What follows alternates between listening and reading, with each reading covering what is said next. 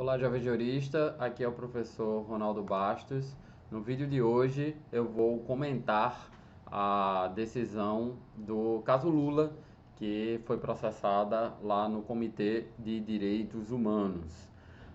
Vou tentar esclarecer para vocês o que é o Comitê de Direitos Humanos, ah, qual é a natureza dessa decisão, se ela tem força vinculante ou não, qual é a jurisprudência do Supremo Tribunal Federal sobre as decisões tomadas no Comitê de Direitos Humanos e sobre qual foi a decisão, né? Já adianto para vocês que o Brasil foi considerado responsável pela violação de uma série de artigos do Pacto Internacional de Direitos Civis e Políticos, nesse caso Lula, né? O contexto vocês já sabem, né? Lula foi condenado em dois processos criminais que tramitaram lá na 13ª Vara Federal de Curitiba, conduzida pelo então juiz Sérgio Moro, e isto ocasionou a impossibilidade de Lula ser candidato nas eleições de 2018. Né? O maior beneficiado fático dessa não candidatura do ex-presidente Lula foi o então candidato Jair Bolsonaro, que ocupava o segundo lugar nas pesquisas de então, e ele ganhou as eleições. E o Sérgio Moro, que era o juiz que conduzia esses processos que tinha Lula por réu, condenou Lula e logo em seguida pediu exoneração do cargo e virou ministro da Justiça do presidente, que se tornou presidente Jair Bolsonaro. Bom, os processos envolvendo o ex-presidente foram anulados pelo STF em razão da parcialidade do então juiz Sérgio Moro. Ele foi considerado parcial. O que é que isso significa? Um juiz ele tem que ser equidistante em relação às partes do processo, tanto a acusação, no caso do Ministério Público Federal, quanto a defesa que representava o ex-presidente Lula. Ele foi considerado pelo STF que ele não tinha essa equidistância necessária para julgar um processo criminal, por isso que ele foi considerado parcial quando ele deveria ser considerado imparcial. Só que antes do resultado desse julgamento, já em 2016, os advogados de Lula, eles peticionaram ao Comitê de Direitos Humanos, apresentando 4 denúncias contra o ex-presidente. Vou tentar deixar a própria decisão do comitê aqui, só que é uma decisão que está em inglês, então estou gravando esse vídeo até para facilitar, publicizar mais essa decisão, mas vocês podem acompanhar de próprio punho, digamos assim. Bom, as 4 denúncias foram: a primeira relativa à detenção de Lula pela Polícia Federal em uma sala do aeroporto de Congonhas, em 2016. A segunda foi relativa à parcialidade do processo e do julgamento. A terceira foi relativa à difusão de mensagens privadas de familiares de Lula. E a quarta foi a impossibilidade de candidatura em 2018, nas eleições de 2018. Adianto já que o comitê atendeu todos os pedidos e concluiu pela violação dos direitos dos direitos de Lula em relação a esses pontos, né? E aí eu começo uma série de explicações para situar vocês no panorama internacional. Existem pelo menos 3 tipos de mecanismos de apuração de violação de direitos humanos, se a gente usar a classificação do professor André de Carvalho Ramos, né? O primeiro mecanismo é um mecanismo convencional não contencioso, formado por relatórios que são entregues espontaneamente pelos países acerca da situação de direitos humanos em cada país. O segundo mecanismo é um mecanismo convencional quase judicial, onde se inclui esse Comitê de Direitos Humanos. É quase judicial porque as decisões deles não são chamadas de sentenças. Há dúvidas sobre a força vinculante das suas decisões, em geral considera-se uma recomendação, e eles não são juízes, eles são especialistas internacionais vou falar um pouco especificamente do Comitê de Direitos Humanos.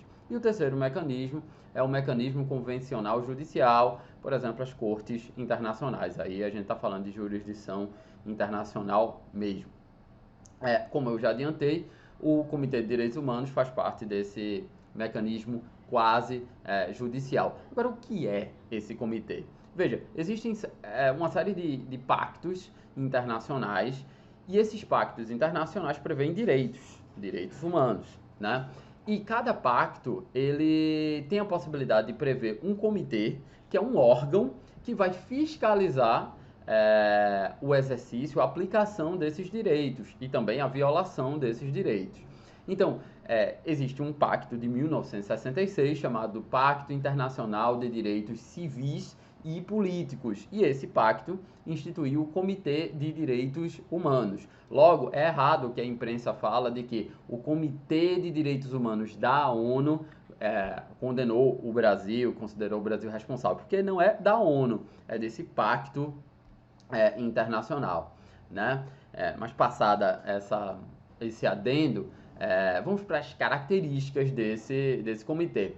Esse pacto foi adotado em 66 e foi incorporado ao Brasil, foi ratificado pelo Brasil em 92. E além da previsão de direitos, como eu disse, foi previsto esse comitê. Esse comitê é formado por 18 especialistas, que são pessoas de elevada reputação moral e de reconhecida competência em direitos humanos. Cada especialista pertence a uma nacionalidade diferente, mantendo um certo equilíbrio, uma equidade geográfica, né, distribuição geográfica. Como eu disse, eles não são juízes internacionais, como são, por exemplo, juízes da Corte Interamericana de Direitos Humanos, da Corte Europeia de Direitos Humanos, da Corte Internacional de Justiça.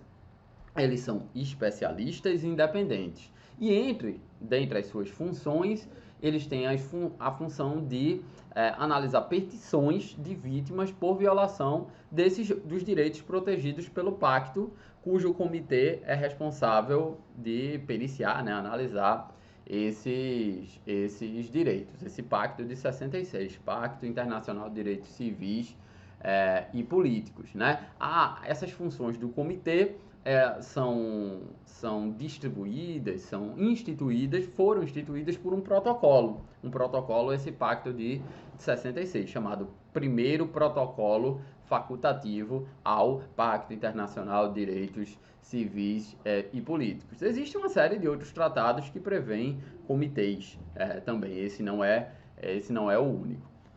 A questão a saber o Brasil, qual é o tipo de sujeição do Brasil a esse comitê de direitos humanos? Veja, esse protocolo facultativo que destrincha, estabelece as funções desse comitê, ele foi aprovado pelo Congresso Nacional e foi ratificado pelo Brasil. Então, do ponto de vista internacional, ele é válido, o Brasil está obrigado internacionalmente. O problema é que não houve um decreto de promulgação.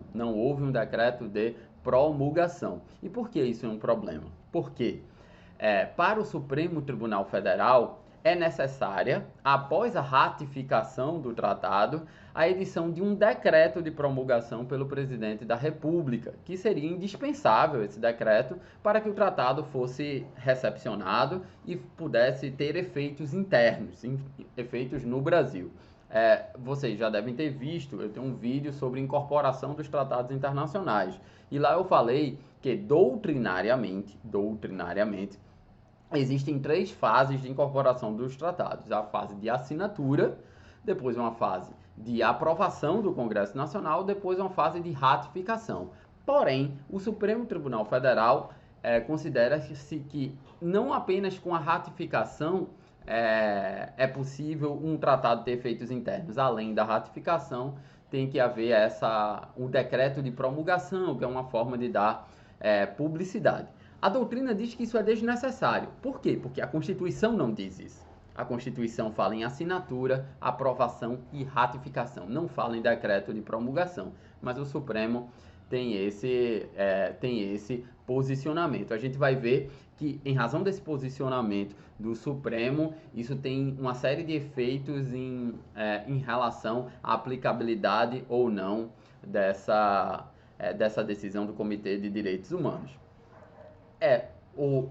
A defesa do presidente Lula, do ex-presidente Lula, ele fez essa petição em 2016. Desde então, esse caso está sendo analisado. Quando foi em 2018, véspera das eleições, os relatores Sarah Cleveland e Olivier Fruville, em nome do comitê, eles adotaram uma medida provisória, como se fosse uma tutela de urgência no processo civil brasileiro.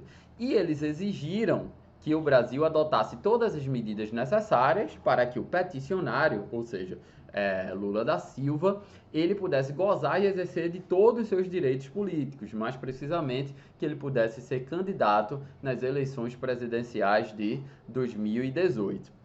Essa decisão foi descumprida pelo Tribunal Superior Eleitoral em uma ação, um julgamento de uma ação de impugnação de registro de candidatura, o conhecido AIRC, né? E após, também foi descumprida em recurso extraordinário pelo STF. O TSE não acatou a decisão sob os seguintes fundamentos. Olha, esse é um protocolo facultativo e, embora o Brasil tenha ratificado esse protocolo, ele não é obrigatório ao Brasil porque o Brasil não publicou esse decreto de promulgação. Se lembra que eu falei que para o Supremo é preciso ter esse decreto de promulgação. E, por outro lado, um outro argumento do TSE é que esse Comitê de Direitos Humanos é um órgão administrativo composto por especialistas e, por não ser um órgão judicial internacional, se lembra que eu disse que pela classificação de André de Carvalho Ramos, ele é um órgão quase judicial, então por não ser um órgão judicial, suas deliberações são meras recomendações. Estou deixando aí na sua tela a decisão do TSE, o número da decisão do TSE. No STF, o ministro Celso de Mello também concordou com esses argumentos do TSE, em um recurso extraordinário, recurso 1.159.797.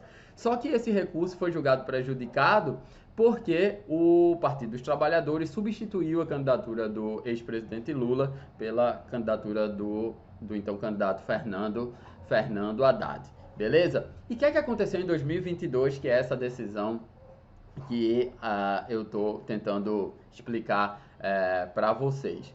Por maioria, não foi unanimidade, foi maioria, teve 2 votos divergentes, o comitê decidiu, superada a falta de esgotamentos internos, esse é um dos critérios para haver um julgamento internacional, uma decisão internacional, é que os recursos internos do país ele tem que ser esgotado, mas às vezes quando há uma demora muito grande, isso é desconsiderado, esses recursos internos. Considerou que houve violação do artigo 9.1, que é o direito à liberdade, violação da ausência de imparcialidade do juízo, o juízo foi considerado parcial, violação da presunção de inocência, violação à privacidade e ao direito de participação política. O comitê ainda atestou uma violação ao artigo 1º do protocolo em razão de que o Brasil deixou de cumprir decisões relacionadas ao Pacto Internacional de Direitos Civis e Políticos, né? O que é interessante é que o próprio comitê considerou num autêntico diálogo entre cortes, que não é bem um diálogo entre cortes, aqui é bem entre aspas, porque a corte que eu estou me referindo é o STF, uma decisão do STF, e o outro órgão que eu estou me referindo é o Comitê de Direitos Humanos, que não é uma corte, né? É um órgão quase judicial, mas, enfim, a doutrina fala desse diálogo entre cortes. Na decisão do Comitê de Direitos Humanos, eles fizeram referência à própria decisão do STF, que julgou e considerou que o juiz Sérgio Moro foi parcial, ou seja, a parcialidade do juiz Sérgio Moro. Também considerou uma decisão da Corte Interamericana de Direitos Humanos, pelo qual o Brasil foi condenado, que é o caso Escher versus Brasil, que trata também de divulgação ilegal de interceptações telefônicas, né? O que o comitê não fez foi avaliar a convencionalidade ou não da lei da ficha limpa, que proíbe a candidatura daqueles que são condenados por um colegiado em segunda instância. O que é que o comitê fez mais? Ele impôs reparações, né? O Brasil deve assegurar que os processos criminais existentes contra o peticionário, ou seja, Lula da Silva, observe as garantias processuais penais. Uma das garantias é ser julgado por um juiz imparcial, né, e não um juiz parcial. Tem que prevenir novas violações e teria que publicar a decisão em português. André de Carvalho Ramos, ele chama a atenção que não houve uma menção do comitê ao tema da violação do projeto de vida, conforme já reconhecido por jurisprudência da Corte Interamericana de Direitos Humanos, nem a teoria da perda da chance, porque ele deixou de ser candidato a presidente, poderia ganhar essa eleição.